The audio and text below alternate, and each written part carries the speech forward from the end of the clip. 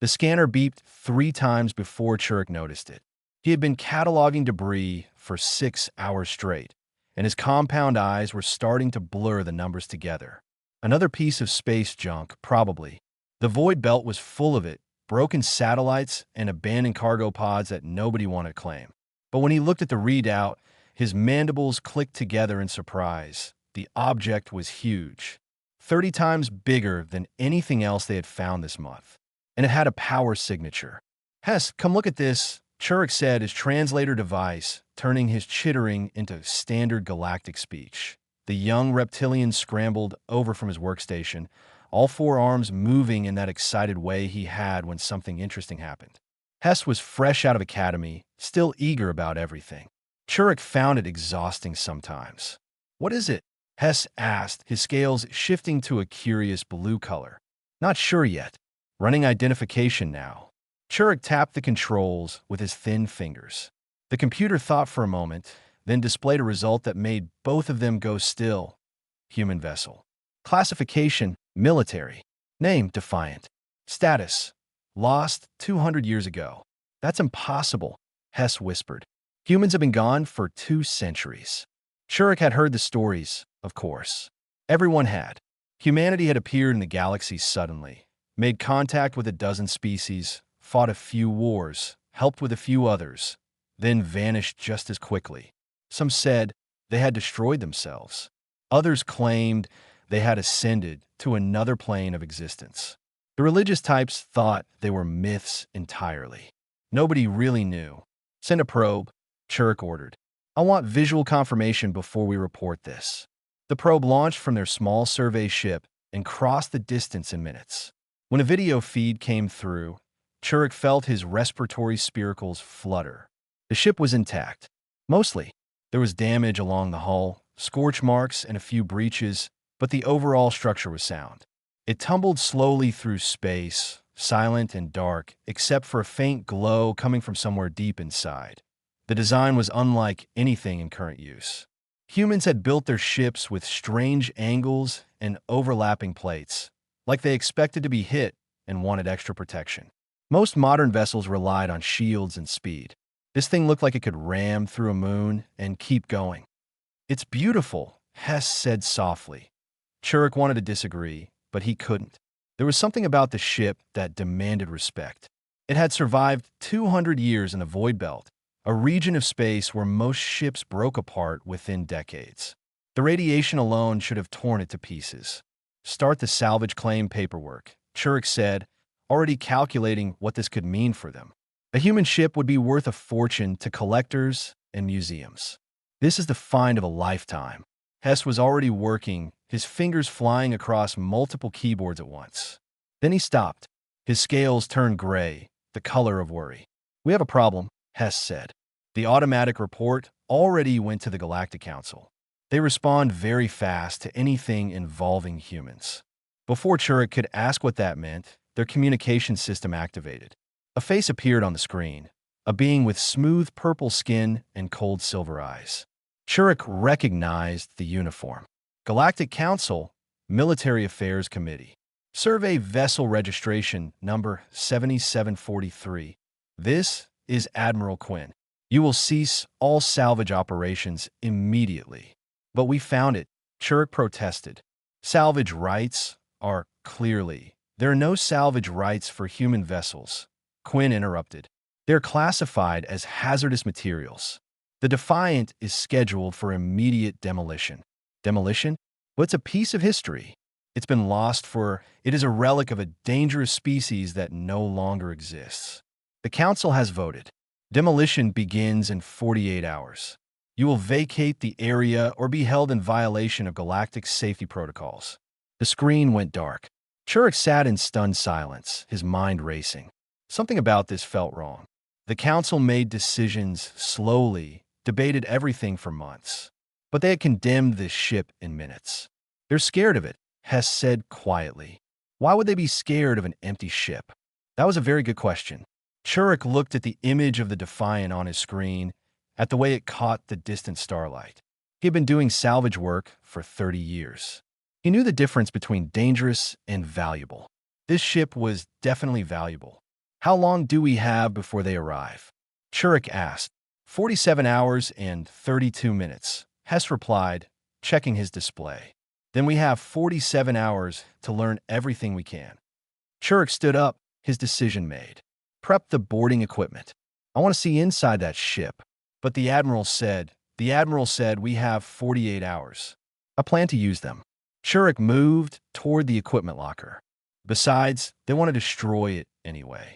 What's the worst they can do? Destroy it faster. Hess's scales shifted through several colors before settling on determined orange. I'm accessing the public records database. If this ship has been lost for 200 years, there must be some information about its last mission. Good thinking. Download everything you can find about human vessels, especially this one.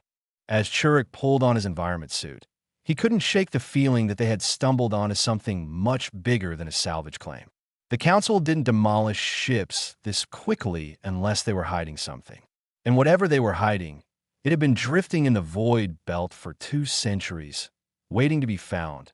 The Defiant held secrets. Churik intended to discover them before they were turned to vapor.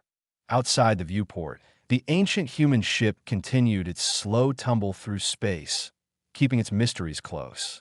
Dalm had worked in the Historical Preservation Office for 63 years, and in all that time, nobody had ever rushed into his workspace. The office was quiet by design, filled with old records and forgotten documents. People who wanted excitement didn't end up here.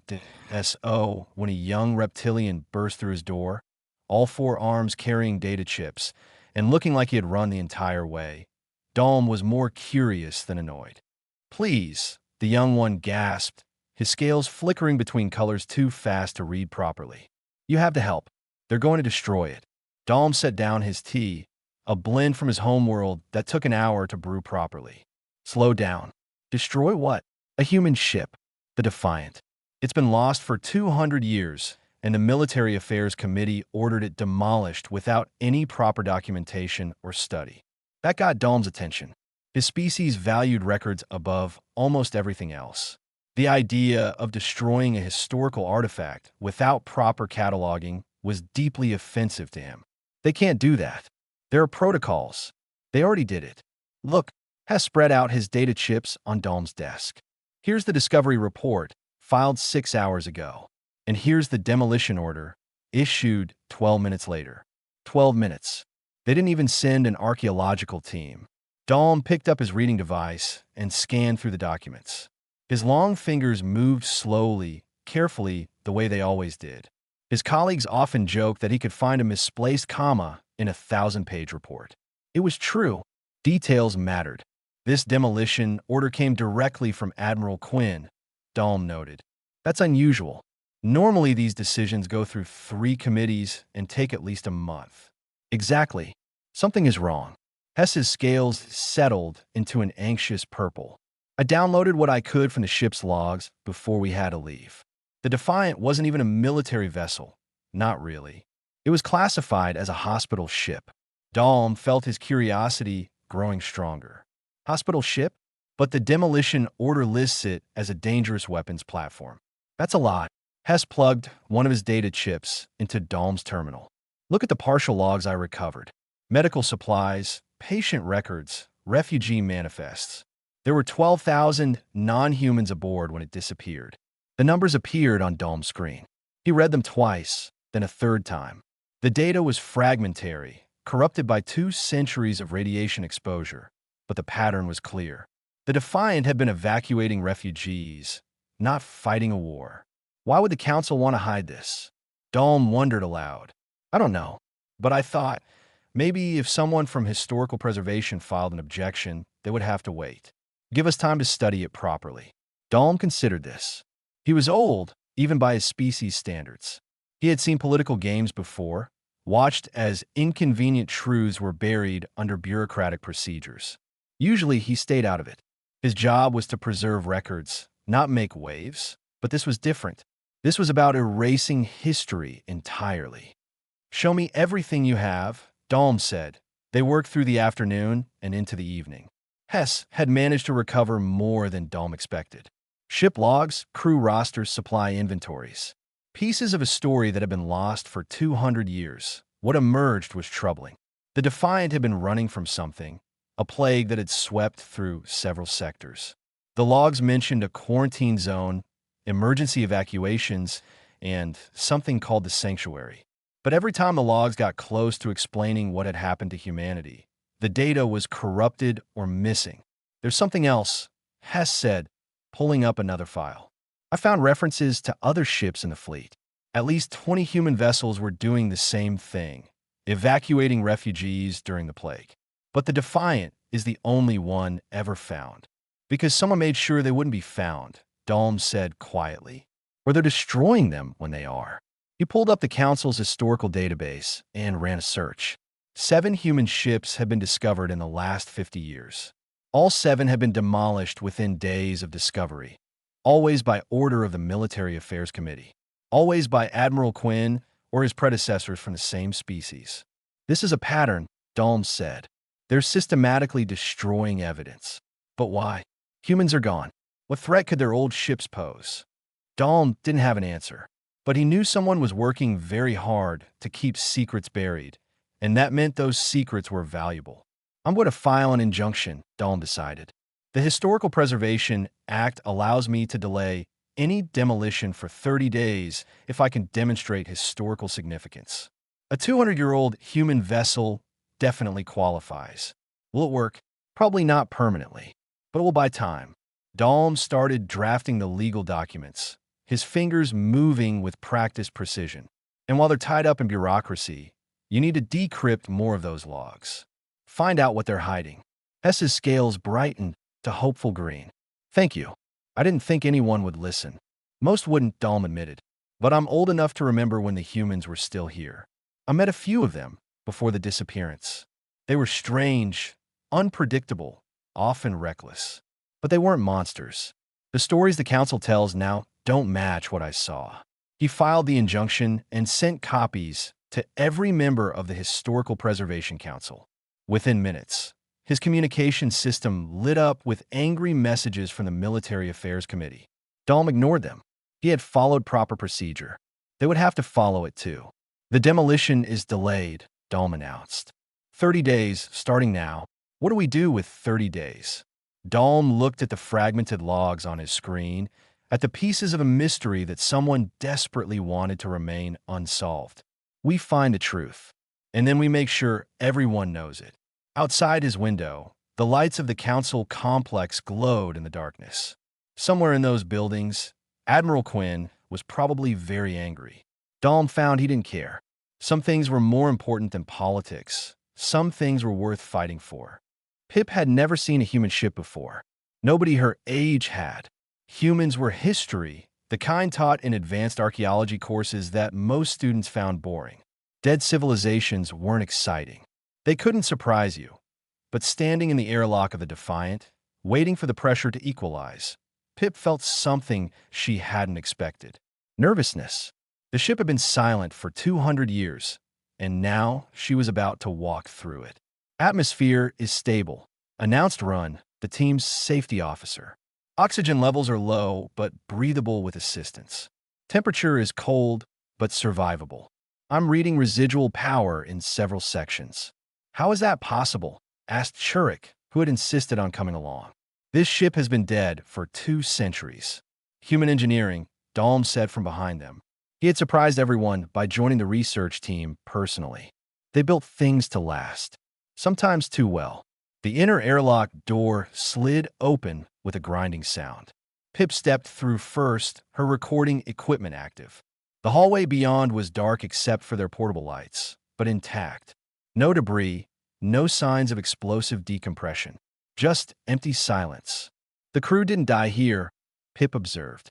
If there had been an accident or attack, we'd see evidence. This looks orderly. They moved deeper into the ship, following the main corridor. Emergency lighting flickered on as they passed, dim but functional. The walls were covered in something Pip had never seen before, a material that felt almost soft when she touched it. Sound dampening, Rin explained. Humans used it everywhere. They didn't like noise. The first crew quarters they found told a story that made Pip's chest feel tight.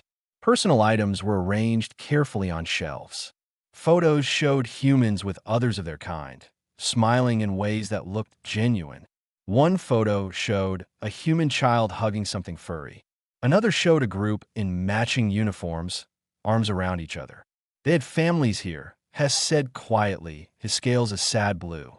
Look, there are children's drawings on some of these walls. Pip recorded everything, her academic training fighting with unexpected emotion. These weren't just artifacts. These were lives preserved exactly as they had been left. A book lay open on one bunk, a marker holding a place 2/3 through. Someone had intended to come back and finish reading. The medical bay is this way, Dalm said, consulting a map display. According to the logs Hess recovered, that's where we'll find the most information. The medical bay was larger than Pip expected, taking up 3 full decks of the ship. And it was full, not with patients, but with records. Screens lined the walls, still displaying patient information in a language the translation computers struggled with at first. When they finally processed it, Pip understood why Admiral Quinn wanted the ship destroyed. 47 different species, she read aloud. They treated 47 different species here. Some I recognize, some I've never heard of. She pulled up another file. These medical records are incredibly detailed. Treatment plans, medication schedules, dietary requirements. They documented everything. Look at the supply logs, Chirk added. He had found a working terminal and was scrolling through inventory records. They were rationing. Food, water, medicine, all carefully divided. But not equally. Not equally. Pip came to look. That's strange. Most species would give preference to their own. They did the opposite, Chirk explained, his mandibles clicking in confusion. Humans got smaller rations. They gave priority to species with higher metabolic needs or medical conditions. They put themselves last. Ren had moved to another section of the medical bay and called out, "You need to see this. There's a message recorded here from the chief medical officer." They gathered around the display. Ren activated it, and a holographic image appeared. A human female, exhausted, with dark circles under her eyes. She wore a white coat stained with things Pip didn't want to identify. When she spoke, the translation was clear. "This is Dr. Sarah Reeves, Chief Medical Officer of the Defiant. If you're seeing this, then we succeeded. The refugees are safe, or at least we got them far enough away." The human paused, and something that might have been tears appeared in her eyes. The plague doesn't target aggression like we thought. It targets a specific neural pattern, one that humanity has in abundance. We're all infected. We're all dying. The hologram flickered, and when it continued, the human looked even more tired. "We've guided 12,000 refugees to the sanctuary coordinates. Other ships are doing the same across the sector. By the time this plague burns out, we estimate 40% of galactic civilization will survive. That's better than the projections gave us. That's something." She smiled, though it looked painful. "We're setting course for the quarantine zone. If we survive, if the immunity response works, we'll send word. If not, then know this, we never stop trying to help. That's what humans do. We try." The message ended. The team stood in silence for a long moment. "The council has been lying," Hess finally said. "All this time, they've been teaching that humans were dangerous, that their disappearance was good for the galaxy. But they saved us." Pip was already pulling up more records, her historian's mind cataloging everything. These coordinates she mentioned for the sanctuary. They're in the logs, encrypted but recoverable. And there's something else. She turned to face the others. According to these medical records, the immunity response had a 70% success rate in human trials. They might have survived. Then where are they? Ren asked. "Maybe they're still in quarantine," Dalm suggested. "Still waiting to make sure they're safe. Or someone made sure they stayed hidden," Chirk said darkly. "Admiral Quinn's species has colonies in that sector. Colonies that expanded significantly after humanity disappeared." The implications hung in the air like smoke. Pip looked around the medical bay at the evidence of human compassion and sacrifice and made a decision. "We need to go public with this. All of it. The medical records, the testimony, everything. The council will fight it," Dalm warned. "Let them," Pip said. The truth is worth fighting for. The galactic news networks picked up the story within hours of Pip's report going public. By the next morning, it was everywhere. Images of the Defiance medical bay, the crew quarters with their personal items, and most damning of all, Dr. Reeves's testimony played on screens across hundreds of worlds. Admiral Quinn's response was swift and predictable. He appeared on every official channel, his purple face tight with barely controlled anger. "This ship represents a contamination risk," Quinn declared. "The plague that killed humanity could still be active. We cannot allow sentiment to override safety protocols. The demolition order stands, and the timeline is now accelerated. The Defiant will be destroyed in 72 hours." But public opinion had already shifted. Within a day of Pip's report, delegations from 40 systems filed formal protests. Species that Pip had never heard of came forward with stories, old oral histories passed down through generations.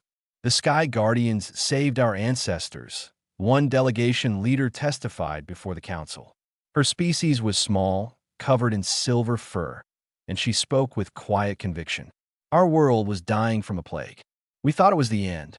Then the humans came. They had no reason to help us.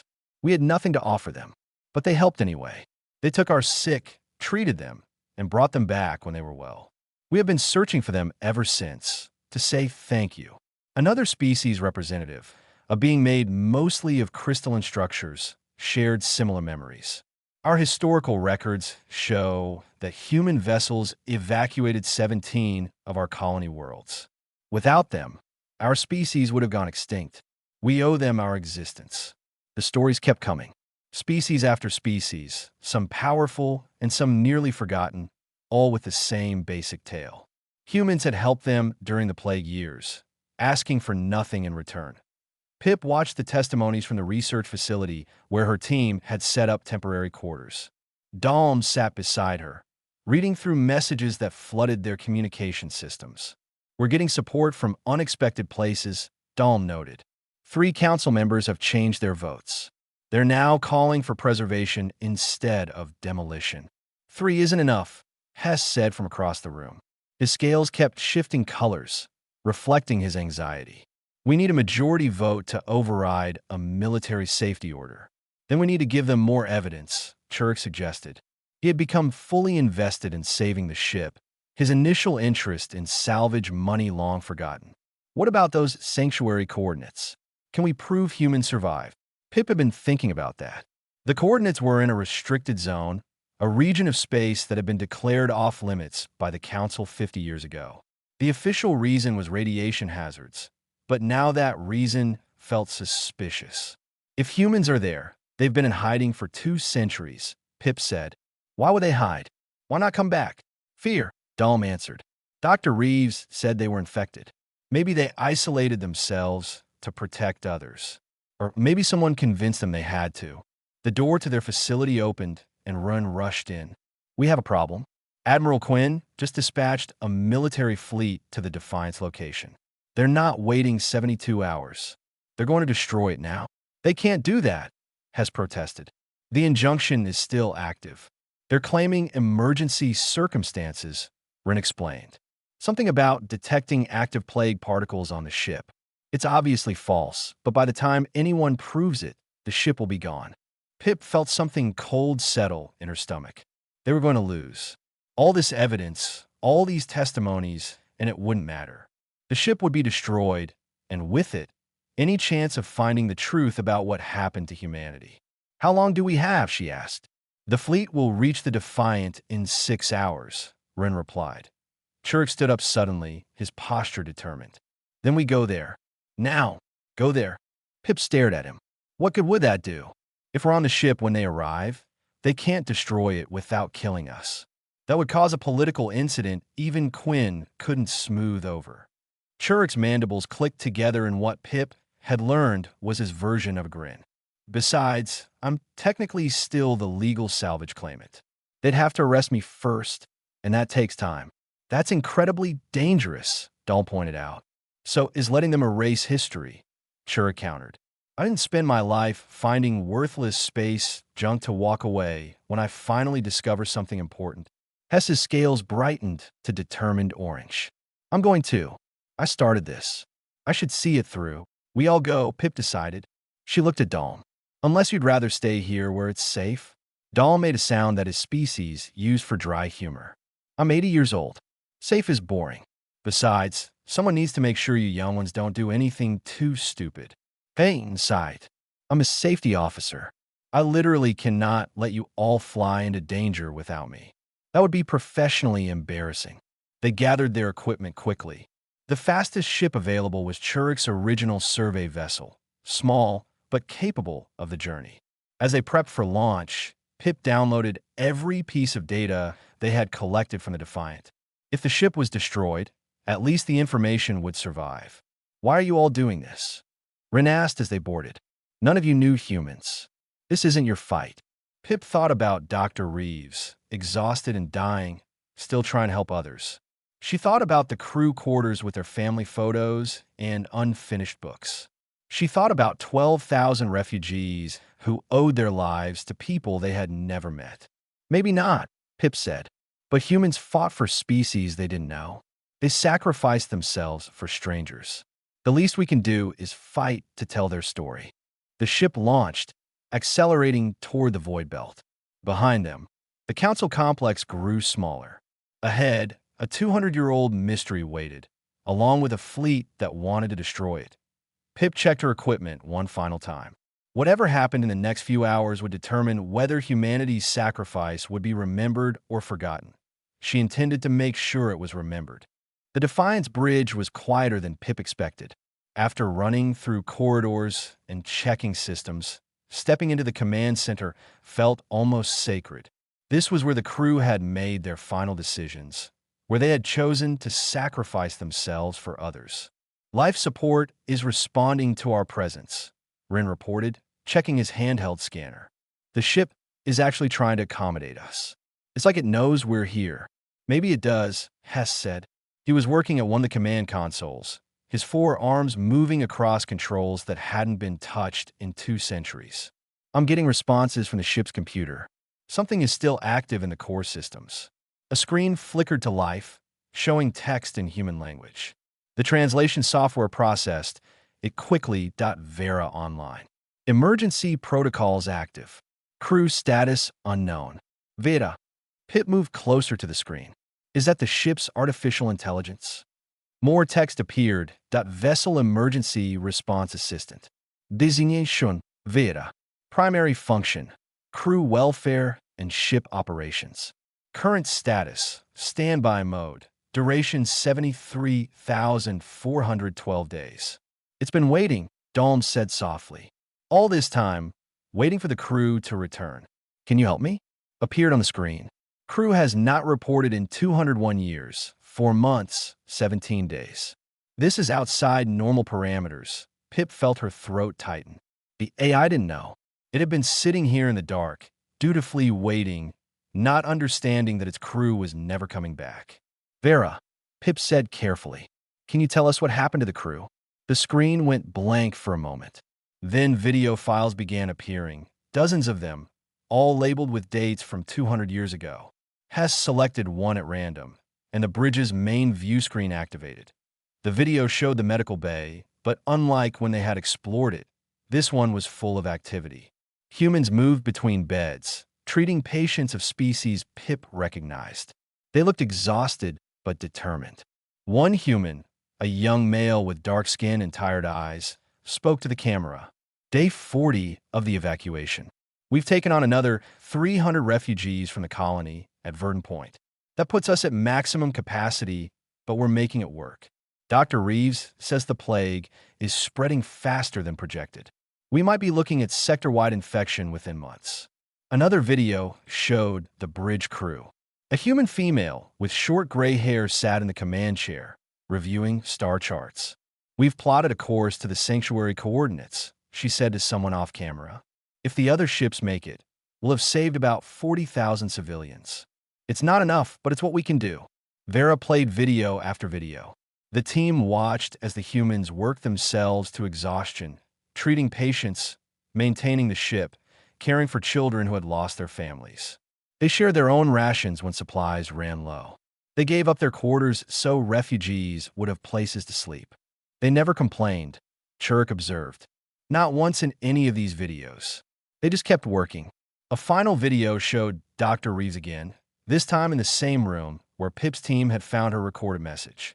But this was earlier, before the exhaustion had fully set in. Personal log, Reeves said, "We lost 3 crew members today to the plague. The immunity response isn't working as well as we hoped. Current projections suggest that 70% of us might survive, but that means 30% won't. I should be terrified, but I'm not. We're doing something that matters. We're saving lives. If I die tomorrow, at least I die knowing that." The screen went dark. Then Vera's text appeared again. Crew condition. Deceased. Probability. 98.7%. Recommendation. Update crew status and initiate memorial protocols. "Yes," Pip said quietly. "Yes, Vera. The crew is gone. They died saving the refugees. They were heroes." Query. Did the refugees survive? "Yes," Dalm answered. "They survived because of your crew. Millions of beings across the galaxy exist because of what the humans did." Vera processed this for several seconds. Then, mission successful. Crew would be satisfied with this outcome. "Vera," Hess said urgently, "we need your help. There's a fleet coming to destroy this ship. Can you help us reach the sanctuary coordinates? We think there might be more humans there. Sanctuary coordinates available. Warning, region designated as quarantine zone. Human Protocol Alpha 7 prohibits contact with other species for minimum 200 years from last plague case." 200 years, Pip said. "Vera, how long has it been since the last plague case?" "Last confirmed plague case, 201 years, for months, 11 days ago." "Then the quarantine period is over," Dalm realized. "If humans are still at Sanctuary, they can come back." Processing. Conclusion. Quarantine protocols expired 6 days ago. Contact with other species now permitted. "Can the ship still fly?" Church asked. "Can you get us to Sanctuary?" Ship status. Minimal functionality. Engines. 23% operational. Navigation. Functional. Life support. Limited. Probability of successful journey. 67%. "That's not great odds," Rin said nervously. "It's better than staying here and getting blown up," Chura countered. "Vera, how long until the military fleet arrives?" Detecting multiple vessels on approach. Estimated arrival, 47 minutes. "And how long to reach Sanctuary?" Travel time at maximum available speed. 6 hours, 12 minutes. Pip looked at her companions. Dahl nodded. Hess's scales showed determined orange. Churich's mandibles clicked with resolve. Even Run, despite his nervousness, straightened his posture. "Vera," Pip said, "plot a course for Sanctuary. We're bringing you home." "Understood." Initiating departure sequence. Warning. This ship was not designed for non-human operators. Some accommodations will be necessary. The bridge hummed to life around them. Lights that hadn't worked in centuries flickered on. The deck vibrated as ancient engines started their warm-up cycles. Through the viewport, Pip could see distant points of light that marked the approaching military fleet. "All crew secure for departure," Vera announced, her text replaced by a synthesized voice that sounded almost human. "Next stop, Sanctuary Station. Mission parameters. Reunion." The Defiant, after 200 years of silence, began to move. And for the first time since her crew had died, the old ship sounded almost happy. Sanctuary Station appeared on the view screen like a flower in the darkness. It was beautiful in a way that made Pip's breath catch. Curved structures spiraled outward from a central hub, and gardens were visible through transparent sections. This wasn't a military installation. It was a home. "I'm detecting life signs," Rin said, his voice filled with wonder. "Thousands of them. They're human." Vera's voice came through the speakers. "Hailing Sanctuary Station now. Transmitting identification codes." The response came quickly, but the voice that answered sounded shocked. "Defiant? That's impossible. You were lost to the quarantine line. We mourned you 200 years ago. This is not the original crew." Vera explained. These are visitors. They wish to speak with you about ending the isolation. There was a long pause. Then, permission to dock granted. But please understand, we don't know what to expect. We've been alone for a very long time. The docking process took 30 minutes. Behind them, Admiral Quinn's fleet had stopped at the quarantine zone boundary, apparently unwilling to violate the restricted space even to pursue them. Pip suspected they were regrouping and calling for reinforcements. We don't have much time, Dalm said. Once they decide to come after us, we'll need to be ready. The airlock connected with a series of mechanical clicks. The door opened, and Pip found herself looking at a human for the first time in her life. He was tall, with brown skin and gray in his hair. He wore simple clothing and had the cautious expression of someone who had seen too much loss. I'm David, the human said carefully, administrator of Sanctuary Station. You're the first non-humans we've seen in 2 centuries.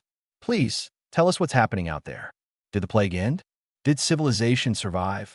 Yes, Pip said. Because of you. Because of what humans did during the evacuation. You saved millions. David's eyes filled with tears. We weren't sure. We got the refugees to the rally points, and then we lost contact. We've been waiting, hoping, but not knowing. More humans appeared behind David, crowding into the corridor. They ranged from elderly to children, representing generations born in isolation. They all stared at Pip's team with expressions mixing hope and fear. How many of you are there? Hess asked. About 8,000 on this station, David replied. There are 5 other sanctuary stations scattered through this region. About 50,000 humans total. We're all that's left. Why didn't you come back? Churik asked. The quarantine period expired days ago. David looked surprised. Expired? We were following Protocol Alpha 7. 200 years minimum quarantine, but we were supposed to wait for the all-clear signal from the Council. It never came, because the Council wanted you to stay hidden, Dalm said grimly. Or at least, certain members did. They've been destroying your ships when we find them, erasing evidence of what you did. Anger flashed across David's face. They've been destroying the ships? Those were memorials. Those were our people's graves. That's why we're here, Pip explained. We found the Defiant. We learned the truth. And we're not going to let them erase it. A young human, barely an adult, pushed forward through the crowd. You came here on the Defiant? Our Defiant? We thought she was lost. Vera kept her safe, Pip said. She's been waiting for the crew to come home. In a way, I think we just helped her complete that mission. David wiped his eyes. I need to show you something. All of you. Please. He led them through the station, and Pip saw glimpses of human life. Gardens where children played. Workshops where people created art. Schools where the young learned history. They had built a complete society here, keeping their culture alive even in isolation. David brought them to a large circular room with walls covered in names. Thousands upon thousands of names, etched into metal plates. This is our memorial wall, David explained. Every human who died during the plague and the evacuation. We've kept their memory alive, passing their stories to each generation. We wanted to make sure that if we survived, we could tell the galaxy what they did. Pip found Dr. Reeves's name and placed her hand on it. We met her, she said softly, through Vera's recordings. She was remarkable. They all were, David said. Every single one of them chose to help others when they could have saved themselves. That's what being human meant to them. Ren's scanner beeped urgently. The military fleet just crossed the quarantine boundary. They're heading this way. How long? Churik asked. 20 minutes, maybe less. David straightened his shoulders. Then we need to broadcast. If they're going to silence us, the whole galaxy should know why. They rushed to the station's communication center. Vera linked the Defiance systems with Sanctuary's transmitters, creating a signal powerful enough to reach across multiple sectors. Pip helped set up the recording equipment, while Hess worked on ensuring the signal couldn't be blocked. We're live in 30 seconds, Hess announced. David stood before the camera, and behind him, humans gathered. Young and old, they represented the survivors of an entire species. When the broadcast started, David spoke with quiet strength. My name is David Chun, and I'm speaking to you from Sanctuary Station on behalf of humanity. 200 years ago, our species faced extinction from a plague. We could have run, could have tried to save ourselves. Instead, we chose to save you. We evacuated your colonies, treated your sick, and protected your children. 40,000 refugees reached safety because humans gave their lives to make it happen. He paused, looking directly at the camera. We've been in isolation since then, waiting for permission to return. That permission never came. Instead, we've learned that certain members of the Galactic Council have been destroying our ships and erasing evidence of what we did. They wanted you to forget that humans died so you could live. The camera panned across the memorial wall, showing the names of the dead. We're not asking for thanks, David continued. We're asking for truth. Remember what was done for you. Remember that sacrifice matters. Remember that kindness is stronger than fear. Admiral Quinn's fleet appeared on the scanners, weapons charging. But before they could fire, something unexpected happened. Ships began arriving from every direction. Dozens of them, then hundreds. Species from across the galaxy, responding to the broadcast. They formed a barrier between Sanctuary and Quinn's Fleet. One ship hailed the station. This is the Verdant Defense Force. Our ancestors were saved by human vessels during the plague. We will not let their memory be destroyed. Another joined in. This is the Crystal Collective. We owe our existence to human compassion. We stand with Sanctuary. More and more voices added their support. Species that have been saved, species that remembered. The military fleet found itself vastly outnumbered by civilians who refused to let the past be erased. Admiral Quinn's flagship retreated. The battle was over before it began. Pip watched from Sanctuary's observation deck as the protective fleet surrounded the station. She stood beside David, who had tears streaming down his face. They remembered, David whispered. After all this time, they remembered. How could we forget? Pip said, You taught us that some things are worth dying for. But more importantly, you taught us what's worth living for. Below them, the Defiant rested in its dock. Vera's systems hummed contentedly, her long mission finally complete. The ship would stay here, Pip decided, as both museum and embassy. A bridge between past sacrifice and future cooperation. Dalm appeared beside them, holding a datapad. The Council has voted. Humanity is officially welcomed back to galactic civilization. Full membership, full rights. And they've declared the anniversary of today as Remembrance Day, honoring all those who died in the plague years. David smiled through his tears. They would have liked that, being remembered not for how they died, but for why they chose to die. Hess joined them, his scales bright with joy. Churuk chittered contentedly. Rin looked relieved.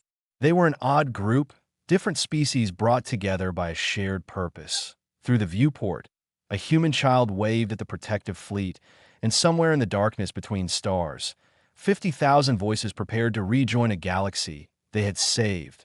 The Defiant had brought them home.